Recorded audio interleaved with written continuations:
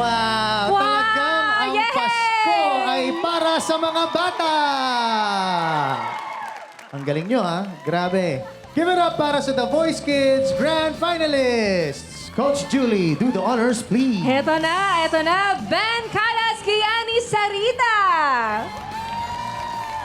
Team Believes, Yana Gopio. Project Z, Sofia Malyares. At syempre, Jules Squads, Marian Ansay. Grabe, iba yung pagsabi mo kay Marian Ansay. May nafe-feel lang ako ng konti.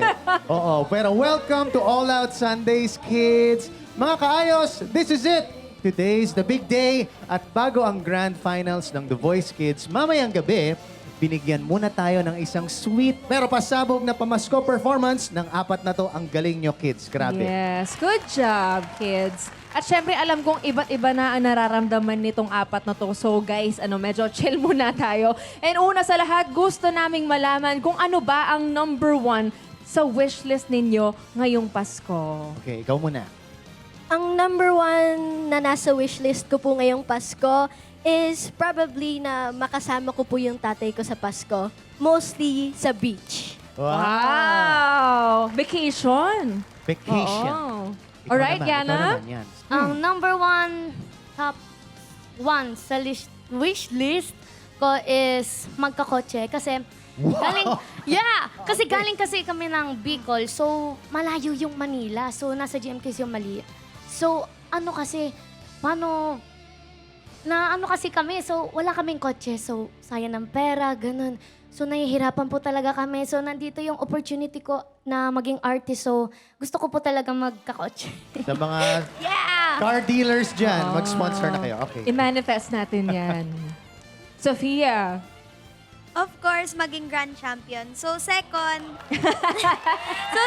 sa list ko po ay mag-blossom po ang aking crochet business po. May business na. Yes, oo. Mahilig Grabe. kasi siyang mag-crochet. Oh. So, ito ang kanyang kanyang branding. Branding. So, Oo. magkakaroon ka ng maraming crush. Yeah. Okay, sorry. Last na. Okay. Marian, ano ang #1 sa wishlist mo? Ang wishlist ko po is, family ko po is always safe po. Baka naman dyan, kuya, padislinan naman, no? O Ale, narinig mo yon? Gusto rin niya mag-Disneyland. Disneyland daw. Baka naman. Ay, no. So, kanina nga, syempre, may nag-wish na manalo. And syempre, alam naman namin na wish nyo rin na manalo mamaya. But of course, there can only be one winner. So, eto, kausapin nyo na ang ating mga kapuso.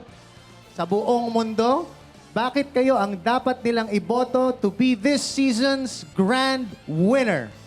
Gagawin ko po yung sarili ko po bilang inspiration po sa mga bata. And salamat po, Coach Julie, po, kasi ikaw po yung nag-ano po sa akin.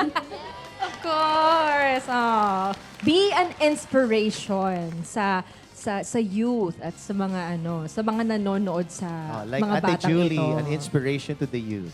Okay, Sophia. First things first, ako po at si Coach Zach nag-work together po. This is a team effort po na nag-practice po kami every day po at binigyan namin ng time na practicein yung kanta namin.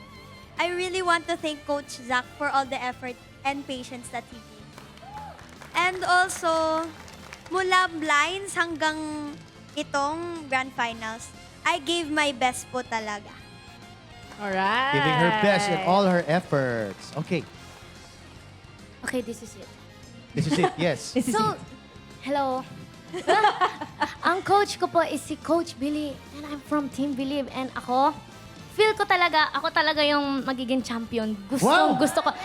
Alam nyo, minamanifest ko talaga to. Like, go Yana. Like, kasi hindi talaga ako sanay sa mga stage.